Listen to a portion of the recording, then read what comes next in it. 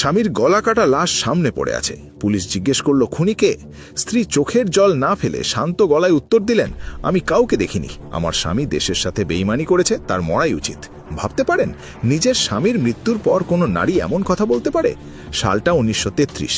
চট্টগ্রাম অস্ত্রাগার লুণ্ঠনের পর মাস্টারদা সূর্য সেন তখন ব্রিটিশদের চোখের ঘুম কেড়ে নিয়েছেন। পুলিশ পাগলা কুকুরের মতো তাকে খুঁজছে। তিনি আশ্রয় নিলেন গৈরালা গ্রামে নেত্র সেনের বাড়িতে। নেত্র সেন বাইরে ভালো মানুষ সাজল, কিন্তু মনে ছিল শয়তানি বুদ্ধি। ব্রিটিশ সরকার ঘোষণা করেছিল মাস্টারদাকে ধরিয়ে দিলে 10,000 টাকা পুরস্কার। 16ই ফেব্রুয়ারি মাস্টারদা যখন নিশ্চিন্তে বিশ্রাম নিচ্ছিলেন, নেত্র সেন চুপি চুপি পুলিশে খবর দিয়ে দিল। ক্যাপ্টেন ক্যামেরান এসে বাড়ি ঘিরে ফেলল। মাস্টারদা ধরা পড়লেন।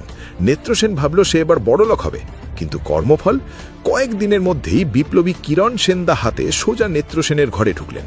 নেত্র সেন তখন ভাত খাচ্ছিল। বিপ্লবী বললেন, মাস্টারদার রক্তের দাম নিতে এসেছি। সবার সামনে এক কোপে তার মাথা ধর থেকে আলাদা করে দেওয়া হলো।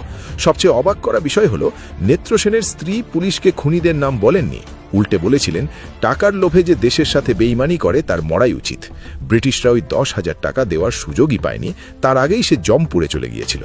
এই মহিয়সী নারীর নাম ইতিহাসে হয়তো হারিয়ে গেছে, কিন্তু তার এই বাঘের মতো সাহসের জন্য একটা স্যালুট তো দেওয়াই যায়। আপনি কি বলেন? কমেন্টে জয় হিন্দ লিখুন আর সাবস্ক্রাইব করুন গুপ্তপুরাণ।